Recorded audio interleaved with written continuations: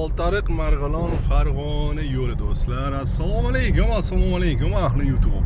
Sizlar bilan biz bugun Pulim bor kanalida yo'llarga ketayotganimizda qanday qilib mashina minayotganda nimalarga e'tibor qaratish kerak, mashinani to'g'ri qanday qilib minish kerak, shu mashina minish qonun qoidalari haqida gaplashamiz.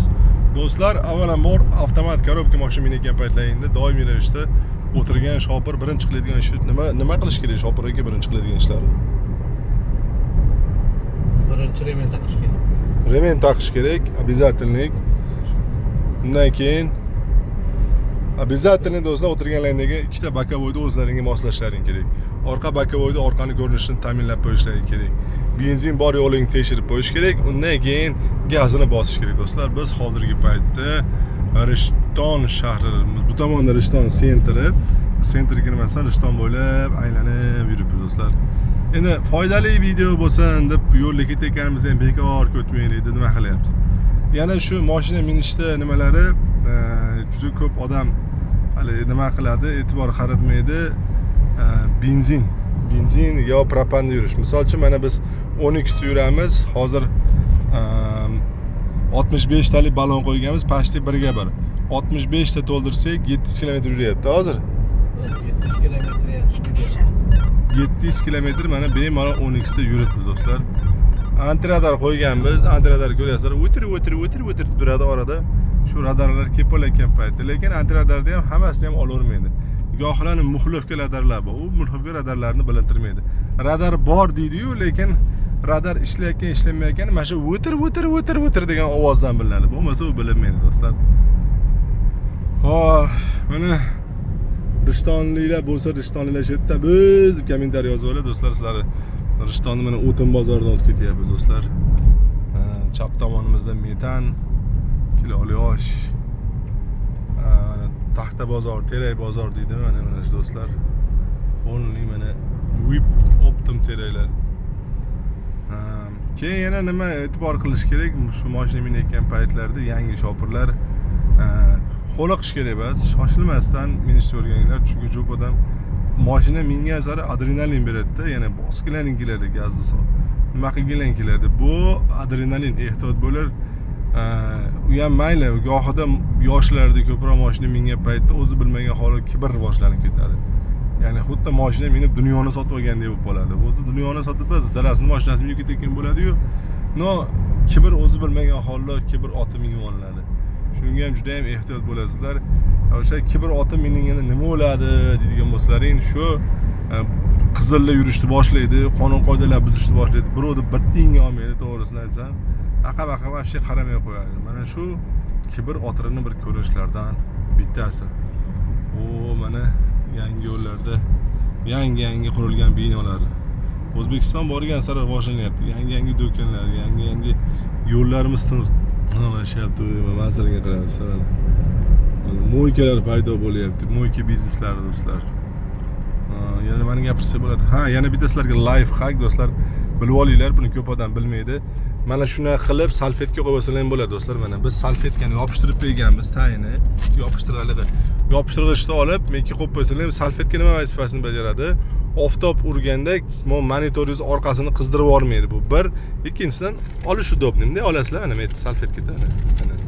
Biz endi hozir olib tashladik, mana salfetkani shunday olib, salfetka borda ish qilib. Mana shu yerga qo'yib Xitoy salfetkasi, ketma-ket chiqadigan salfetka yana ham zo'r bo'lar ekan, to'g'risi. Monitorning orqasini qizdirmaydi ham. Nima? Salfetka. Mana yerga qo'yib qo'yishadi salfetkalarga oxirgi insonlar. Bu вообще bo'lmaydi, to'g'risi. Misol uchun men o'tirsam, meni peshanam tegishni boshlaydi. Malol. Keyin men bitimda salfetka osilib turadi bir. Hali o'zingiz yakka bo'lsangiz, mashinangizda yaxshi. Endi qaranglar, mana bu mekka osiladigan salfetka 25 ming so'm do'stlar. 25 ming so'mga 70 ta salfetka beryapti. Ana 150 ta salfetka mana undan ko'ra qalin Xitoy salfetkasi 8 ming so'm. Ham arzon chiqyapti, ham udobniy. Men aytgandan ko'ra men aytgan udobniy, to'g'risi. Mana do'stlar, yana sizlarga mashina minishda mana 10x da sekretlarda mana narsani sotib olishni ham tavsiya qilaman. Zo'r narsa, faqat bitta narsa pustoy tursa mana shaqillaydi. Telefoni mana. Lekin mashinani bunday qo'yib qo'ysalar mana haligi ham telefonni boshqarishga, nima qilishga ham yaxshi. Undan tashqari biz yana mashinada nima qiladigan mana turk Turkiya mahsuloti yo'l livosi bor. Oyatal kursi bilan yo'l livosi. Juda ko'p odam yo'l livosini bilmaydi mana. Qaranglar.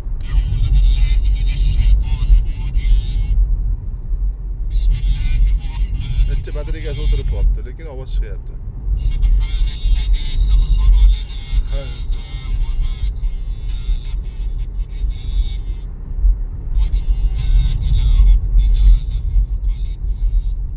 Mana bu oyat. Sadaqallohu alayhi Allohu akbar. Bu tomon mana oyatal kursi. Ya'ni zo'r tomon juda ko'p odam mashinaga o'tirgan paytingda shu yo'l livosini aytib qo'y deyshadi. Nima uchun? Chunki mabodo endi bilasizlar, qaysidir nimada holatlarda ketib qolsang, shahid ketadi deb aytishgan gaplar bor. Endi bu gap rostmi yo'qmi bilmayman. YouTube'da, internetda, islomiy saytdan o'zlaringiz topib olasizlar do'stlar. Men o'zimiz bilgan mahsulotga e'tibor berish kerak. Shuning uchun Xudo o'zi sahlatda endi o'tiribdi, duoda qilib, keyin bosaverasizlar oldiga do'stlar. Mana shunaqa qilib, mana ishlaring ham zo'r ketaveradi. Xo'p, undan keyin yana biz nima qildik? Mana klimat kontrolini doim foydalanamiz do'stlar. Mana klimat kontrol juda ham qulay narsa. Mana 29, 23 qilib qo'ysa mana bu yerda shabada o'zib turaveradi mana. O'zdagina konditsioner. Issiq bo'lsa sovutadi, sovuq bo'lsa isitadi. Shuni hisobiga konditsioner doim ishlab turadi mana. Voy mazza mana. Mana bu Android Auto ishlaydi. Endi Android Autoni mana bu kabel orqali telefonga ulasa bo'ladi. Hozir ulasam video chiqmasin deb mana men to'lanadi. Qolgani mana o'zimizni shu nastroykalar, mana nastroykalar tushuntirib beray sizlarga mana. Soat to'g'irlash, tilla to'g'irlash, telefon mana G5 Ultra qo'limdagi ekran mana. Ночной rejim. Ya'ni den avto noch qo'yib qo'yganmiz, buni qorong'iroq bo'lib turadi. Agar mabodo avto qo'yib qo'ysang, o'zi kunni yoritib nima qilib beradi-yu?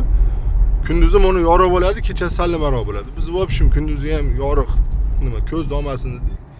Выключить ekran mana polni o'chirib yubordi. Mabodo ekran ko'zingizni olayotgan bo'lsa, kechasi yurayotgan paytda выключить bosilang bo'ladi. Bosilang yonaveradi mana do'stlar.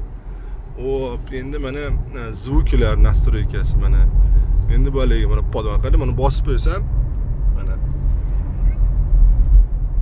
pot deydi. Tush qilib ekranni bosayotgan.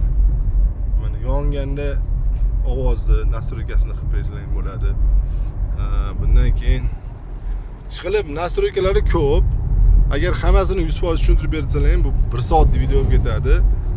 Buni alohida qilish kerak bo'lsa, обязательно like qo'yib, kommentariyaga polniy 10x ekranini nastroykasini tushuntirib beringizlar. Buni men sizlar uchun alohida video qilib beraman do'stlar. O'zbekiston makonimiz juda ham go'zal makonlardan. Kim qaysi shahardan ko'ryapti, bizni like qo'yib, kommentariyaga yozib qo'yinglar. Обязательно biz sekin mana Shohru bilan Rishtonni yo'lida ketyapmiz. Sog' va salomat bo'linglar. Qanaqa videolar ko'rsataylik, kommentariy yozib qoldiringlar.